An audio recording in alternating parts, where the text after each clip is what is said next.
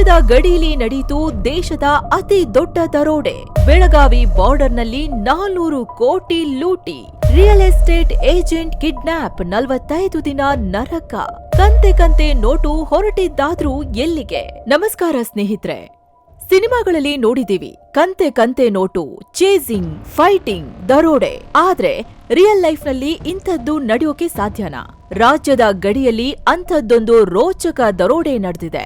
ಜಾಗ ಕರ್ನಾಟಕ ಗೋವಾ ಬಾರ್ಡರ್ನ ದಟ್ಟವಾದ ಕಾಡು, ಚೋರ್ಲಾ ಘಾಟ್. ಸಮಯ ಕತ್ತಲ ರಾತ್ರಿ. ಅಲ್ಲಿ ಪಾಸ್ ಆಗ್ತಿದ್ದ ಕಂಟೈನರ್ಗಳಲ್ಲಿ ಇದ್ದಿದ್ದು ಬರೋಬ್ಬರಿ 400 ಕೋಟಿ ರೂಪಾಯಿ. ಗಮನಿಸಿ, ಇದು ಲೀಗಲ್ ದುಡ್ಡಲ್ಲ, ಬ್ಯಾನ್ ಆಗಿರೋ ಪಿಂಕ್ ನೋಟ್ಗಳು. ಕಣ್ಮುಚ್ಚಿ ತೆಗೆಯೋದ್ರಲ್ಲಿ 400 ಕೋಟಿ ಮಾಯವಾಗುತ್ತೆ. ಇದಾದ್ಮೇಲೆ ಶುರುವಾಗೋದು ಅಸಲಿ ಆಟ. ಒಬ್ಬ ರಿಯಲ್ ಎಸ್ಟೇಟ್ ಏಜೆಂಟ್ ಕಿಡ್ನಾಪ್ ಆಗ್ತಾನೆ. 45 ದಿನ, ಹೌದು 1.5 ತಿಂಗಳು ನರಕ ನೋಡ್ತಾನೆ. ಇದ್ಯಾವುದೋ KGF ಅಥವಾ ಪುಷ್ಪ ಸಿನಿಮಾ ಕಥೆಯಲ್ಲ. ಮಹಾರಾಷ್ಟ್ರ ಪಾಲಿಟಿಕ್ಸ್ ಮತ್ತು ಗುಜರಾತ್ನ ಒಂದು ಆಶ್ರಮದ ಲಿಂಕ್ ಇರೋ ರಿಯಲ್ ಸ್ಟೋರಿ. ಅಷ್ಟಕ್ಕೂ ಯಾರ್ದು ಈ ದುಡ್ಡು? ಏನಿದು ಕೇಸ್? 400 ಕೋಟಿ ಬ್ಲಾಕ್ ಮನಿ ಹಿಂದಿರೋ ಆ ದೊಡ್ಡ ಕುಳ ಯಾರು? ಬನ್ನಿ, ಮಹಾರಾಷ್ಟ್ರ, ಕರ್ನಾಟಕ ಮತ್ತು ಗೋವಾ 3 ರಾಜ್ಯದ ಪೊಲೀಸರ ನಿದ್ದೆ ಕೆಡಿಸಿರೋ ಈ ರೋಚಕ ಸ್ಟೋರಿಯನ್ನ ಡೀಟೇಲ್ ಆಗಿ ನೋಡೋಣ. ವೆಲ್ಕಮ್ ಟು ಮಸ್ತ್ ಮಗ. ಘಾಟ್ನಲ್ಲಿ ಮಾಯವಾದ ಹಣದ ಟ್ರಕ್.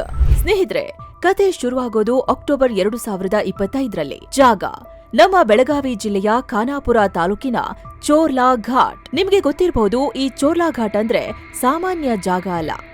ದಟ್ಟವಾದ ಕಾಡು, ಹಾವು ಬಳುಕಿನಂಥ ರಸ್ತೆಗಳು. ರಾತ್ರಿ ಹೊತ್ತು ಅಲ್ಲಿ ಸಂಚಾರ ಮಾಡೋಕೆ ಎಂಥ ಡ್ರೈವರ್ ಆದ್ರೂ ಒಂದ್ಸಲ ಯೋಚನೆ ಮಾಡ್ತಾರೆ.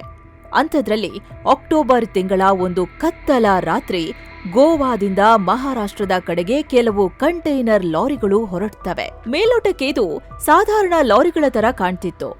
ಆದ್ರೆ ಒಳಗಡೆ ಇದ್ದ ಸರಕು ಮಾತ್ರ ಬೆಲೆ ಕಟ್ಟಲಾಗತ್ತು. ಆ ಲಾರಿಗಳಲ್ಲಿ ಇದ್ದಿದ್ದು ಬರೋಬ್ಬರಿ 400 ಕೋಟಿ ರೂಪಾಯಿ ಕ್ಯಾಶ್. ಅದು ಲೀಗಲ್ ಟೆಂಡರ್ ಅಲ್ಲ, ಬ್ಯಾನ್ ಆಗಿರೋ ಹಳೆಯ 2000 ಮುಖ ಬೆಲೆಯ ನೋಟುಗಳು. ದಾರಿಯಲ್ಲಿ ಏನಾಯ್ತು? ಕರೆಕ್ಟ್ ಆಗಿ ಲಾರಿಗಳು ಚೋರ್ಲಾಘಾಟ್ನ ನಿರ್ಜನ ಪ್ರದೇಶಕ್ಕೆ ಎಂಟ್ರಿ ಕೊಡ್ತಿದ್ದ ಹಾಗೆ ಒಂದು ಗ್ಯಾಂಗ್ ಅಟ್ಯಾಕ್ ಮಾಡುತ್ತೆ. ಸಿನಿಮೀಯ ಸ್ಟೈಲ್ನಲ್ಲಿ ಲಾರಿಗಳನ್ನ ಅಡ್ಡ ಹಾಕ್ತಾರೆ. ಡ್ರೈವರ್ಗಳಿಗೆ ಗನ್ ತೋರಿಸಿ ಕ್ಷಣಾರ್ಧದಲ್ಲಿ ಆ 400 ಕೋಟಿ ಹಣವನ್ನ ಲೂಟಿ ಮಾಡಿ ಎಸ್ಕೇಪ್ ಆಗ್ತಾರೆ. ಇಲ್ಲಿ ಗಮನಿಸಬೇಕಾದ ಇಂಟ್ರೆಸ್ಟಿಂಗ್ ವಿಷಯ ಏನಂದ್ರೆ, ಸಾಮಾನ್ಯವಾಗಿ ನಿಮ್ಮ ಜೇಬಿಂದ ಒಂದು 5,000 ರೂಪಾಯಿ ಕಳೆದು ಹೋದ್ರೆ ನೀವು ಪೊಲೀಸ್ ಠಾಣೆಗೆ ಹೋಗ್ತೀರಾ. ಆದ್ರೆ ಇಲ್ಲಿ 400 ಕೋಟಿ ರೂಪಾಯಿ ಕಳ್ಳತನ ಆಗಿದೆ. ಆದ್ರೂ ಯಾರೂ ಕಂಪ್ಲೇಂಟ್ ಕೊಡ್ಲಿಲ್ಲ. ಅಕ್ಟೋಬರ್, ನವೆಂಬರ್, ಡಿಸೆಂಬರ್ 3 ತಿಂಗಳು ಕಳೀತು. ಆದ್ರೂ ಎಲ್ಲೂ ಈ ಬಗ್ಗೆ ಚಕಾರ ಇರ್ಲಿಲ್ಲ. ಯಾಕೆ? ಉತ್ತರ ಸಿಂಪಲ್, ಅದು ಬ್ಲ್ಯಾಕ್ ಮನಿ. ಕಂಪ್ಲೇಂಟ್ ಕೊಟ್ರೆ ಮೊದಲು ಜೈಲಿಗೆ ಹೋಗೋದು ದುಡ್ಡು ಕಳ್ಕೊಂಡವನೇ. ಹಾಗಂತ ಆ ಹಣದ ಮಾಲೀಕರು ಸುಮ್ನೆ ಕೂರ್ಲಿಲ್ಲ. ಅವರು ತಮ್ಮದೇ ಆದ ಪ್ಯಾರಲಲ್ ಇನ್ವೆಸ್ಟಿಗೇಷನ್ ಶುರು ಮಾಡಿದ್ರು. ಅದು ಕಾನೂನುಬದ್ಧವಾಗಿ ಅಲ್ಲ, ಅಂಡರ್ ವರ್ಲ್ಡ್ ಸ್ಟೈಲ್ನಲ್ಲಿ. Real estate agent kidnap. ಇಲ್ಲಿ ಸೀನ್ಗೆ ಎಂಟ್ರಿ ಕೊಡೋದು ಸಂದೀಪ್ ಪಾಟೀಲ್ ಅನ್ನೋ ವ್ಯಕ್ತಿ.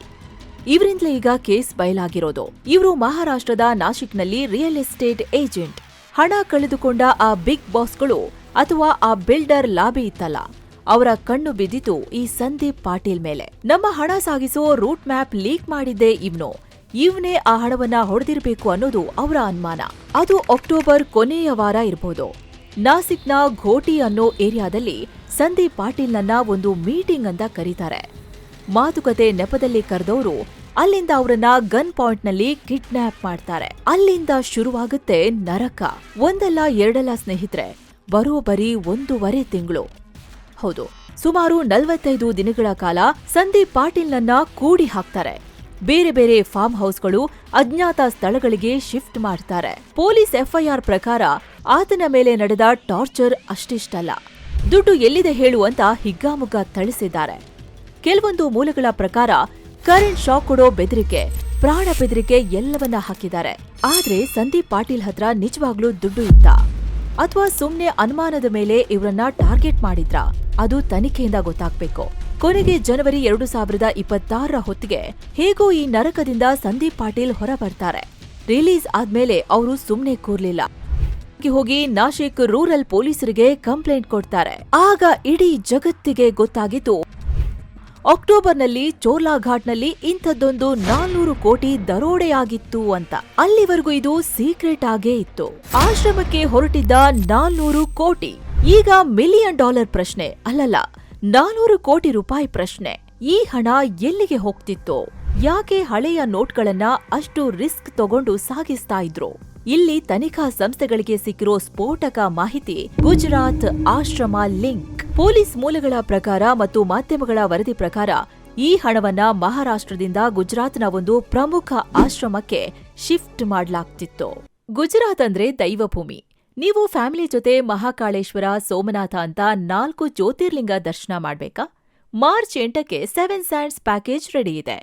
ಫ್ಲೈಟ್, ಹೋಟೆಲ್ ಎಲ್ಲಾ ಸೇರಿ ಕೇವಲ 53,700 ರೂಪಾಯಿ. ಸ್ಕ್ರೀನ್ ಮೇಲಿರೋ ನಂಬರ್ಗೆ ಈಗ್ಲೇ ಕಾಲ್ ಮಾಡಿ. ಯಾಕೆ ಆಶ್ರಮ?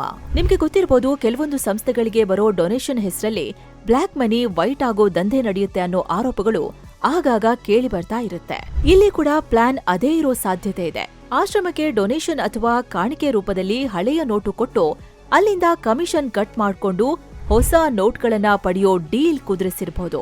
ಸಾಮಾನ್ಯವಾಗಿ ಇಂಥ ಡೀಲ್ಗಳಲ್ಲಿ 30-40% ಕಮಿಷನ್ ಇರುತ್ತೆ. ಅಂದ್ರೆ 100 ಕೋಟಿ ಹಳೆ ನೋಟು ಕೊಟ್ರೆ 60-70 ಕೋಟಿ ಹೊಸ ನೋಟು ವಾಪಸ್ ಸಿಗುತ್ತೆ. ಇದು ದೊಡ್ಡ ಮಟ್ಟದ ಹವಾಲಾ ರಾಕೆಟ್. ಮಹಾರಾಷ್ಟ್ರದ ಪ್ರಭಾವಿ ಬಿಲ್ಡರ್ ಮತ್ತು ರಾಜಕಾರಣಿಗಳ ಲಿಂಕ್ ಇರೋ ಹಣ ಇದು ಅಂತ ಹೇಳಲಾಗ್ತಿದೆ.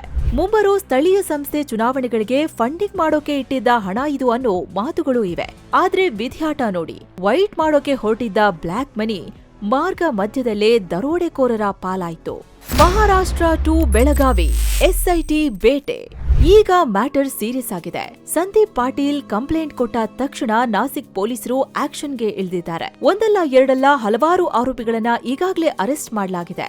ಅದರಲ್ಲಿ ಬಾಬು ಅಶ್ಬೈಕ್ ಅನ್ನೋ ಕುಖ್ಯಾತ ಗ್ಯಾಂಗ್ಸ್ಟರ್ ಮತ್ತು ಆತನ ಸಹಚರರ ಹೆಸರುಗಳು ಕೇಳಿ ಬರ್ತಿವೆ. ಆದ್ರೆ ಮೇನ್ ಮಾಸ್ಟರ್ ಮೈಂಡ್ ಯಾರು ಅನ್ನೋದು ಇನ್ನೂ ಪಕ್ಕಾ ಆಗಿಲ್ಲ. ವಿಷಯ ಸೀರಿಯಸ್ ಆಗಿರೋದ್ರಿಂದ ಮಹಾರಾಷ್ಟ್ರ ಸರ್ಕಾರ ಎಸ್ಐಟಿ ಅಂದ್ರೆ ಸ್ಪೆಷಲ್ ಇನ್ವೆಸ್ಟಿಗೇಷನ್ ಟೀಮ್ ರಚನೆ ಮಾಡಿದೆ. ಇದು ಬರೀ ಮಹಾರಾಷ್ಟ್ರಕ್ಕೆ ಸೀಮಿತವಾಗಿಲ್ಲ ಸ್ನೇಹಿತರೆ. ಘಟನೆ ನಡೆದಿದ್ದು ನಮ್ಮ ಕರ್ನಾಟಕದ ಗಡಿಯಲ್ಲಿ, ಬೆಳಗಾವಿ ಜಿಲ್ಲೆಯಲ್ಲಿ. ಹೀಗಾಗಿ ಬೆಳಗಾವಿ ಪೊಲೀಸರು ಮತ್ತು ಮಹಾರಾಷ್ಟ್ರ ಪೊಲೀಸರು ಸೇರಿ ಜಂಟಿ ಕಾರ್ಯಾಚರಣೆ ಮಾಡ್ತಿದ್ದಾರೆ. ಈಗ ಪೊಲೀಸರ ಮುಂದೆ ಇರೋದು 2 ಸವಾಲು. 1, ಕಿಡ್ನಾಪ್ ಮಾಡಿದ ಗ್ಯಾಂಗ್ಗೆ ಶಿಕ್ಷೆ ಕೊಡ್ಸೋದು. 2, ಅಸಲಿಗೆ ಆ 400 ಕೋಟಿ ಹಣದ ಮೂಲ ಯಾವುದು, ಅದರ ಅಪ್ಪ ಯಾರು ಅನ್ನೋದನ್ನ ಪತ್ತೆ ಹಚ್ಚೋದು. ಐಟಿ ಮತ್ತು ಇಡಿ ಅಧಿಕಾರಿಗಳು ಕೂಡ ಹದ್ದಿನ ಕಣ್ಣಿಟ್ಟಿದ್ದಾರೆ. ಯಾಕಂದ್ರೆ 400 ಕೋಟಿ ಅಂದ್ರೆ ತಮಾಷೆ ಅಲ್ಲ. ಇದು ಬರೀ ಸ್ಯಾಂಪಲ್ ಅಷ್ಟೇನಾ? ಕೊನೆಯದಾಗಿ ಸ್ನೇಹಿತರೆ, ಈ ಘಟನೆ ನಮ್ಮ ಕಣ್ಣು ತೆರೆಸುವಂತಿದೆ. ನವೆಂಬರ್ 2016ರಲ್ಲಿ ನೋಟು ಅಮಾನ್ಯೀಕರಣ ಆಯಿತು. ಆಗ ಸರ್ಕಾರ ಹೇಳಿದ್ದು ಬ್ಲ್ಯಾಕ್ ಮನಿ ಕತೆ ಮುಗೀತು ಅಂತ. ಆದ್ರೆ 2025-26ರಲ್ಲಿ ಇವತ್ತಿಗೂ 400 ಕೋಟಿ ಮೌಲ್ಯದ ಹಳೆಯ ನೋಟುಗಳು ಲಾರಿಗಳಲ್ಲಿ ಓಡಾಡ್ತಿದೆ ಅಂದ್ರೆ ಏನರ್ಥ? ಇನ್ನು ಎಷ್ಟು ಸಾವಿರ ಕೋಟಿ ಹಣ ಹೀಗೆ ಅಂಡರ್ ಗ್ರೌಂಡ್ ನಲ್ಲಿ ಕೊಳೆತಿರಬಹುದು. ಒಬ್ಬ ರಿಯಲ್ ಎಸ್ಟೇಟ್ ಏಜೆಂಟ್ ನ ಕಿಡ್ನಾಪ್ ಆಗದೆ ಇದ್ರೆ ಈ ವಿಷಯ ಪ್ರಪಂಚಕ್ಕೆ ಗೊತ್ತೇ ಆಗ್ತಿರ್ಲಿಲ್ವೇನೋ. ದರೋಡೆಕೋರರು ದರೋಡೆ ಮಾಡಿದ್ರು, ಬಿಲ್ಡರ್ ಕಡೆಯವರು ಕಿಡ್ನಾಪ್ ಮಾಡಿದ್ರು. ಆದ್ರೆ ಅಲ್ಟಿಮೇಟ್ ಆಗಿ ಲಾಸ್ ಆಗಿದ್ದು ಯಾರ್ಗೆ? ಇದು ಅಕ್ರಮ ಸಂಪತ್ತಿನ ಶಾಪ ಅನ್ಸುತ್ತೆ. ದುಡ್ದೋನ್ಗೂ ಸಿಗಲ್ಲ, ದೋಚಿದೋನ್ಗೂ ಸಿಗಲ್ಲ. ಈ ಕೇಸ್ನಲ್ಲಿ ಇನ್ಯಾವ್ಯಾವ ದೊಡ್ಡ ತಲೆಗಳು ಉರುಳುತ್ತೆ? ಆ ಆಶ್ರಮದ ಲಿಂಕ್ ನಿಜಾನ? ಬೆಳಗಾವಿ ಪೊಲೀಸರು ಈ ಕೇಸನ್ನ ಹೇಗೆ ಹ್ಯಾಂಡಲ್ ಮಾಡ್ತಾರೆ ಅನ್ನೋದನ್ನ ಕಾದು ನೋಡ್ಬೇಕು. ಈ ಬಗ್ಗೆ ನಿಮ್ಗೇನನ್ಸುತ್ತೆ? ಇಷ್ಟೊಂದು ಹಳೆಯ ನೋಟುಗಳು ಇನ್ನೂ ಚಲಾವಣೆಯಲ್ಲಿರೋದ್ರ ಬಗ್ಗೆ ನಿಮ್ಮ ಅಭಿಪ್ರಾಯ ಏನು? ಕಮೆಂಟ್ ಮಾಡಿ ತಿಳಿಸಿ. ವಿಡಿಯೋ ಇಷ್ಟ ಆಗಿದ್ರೆ ಲೈಕ್ ಮಾಡಿ, ಶೇರ್ ಮಾಡಿ.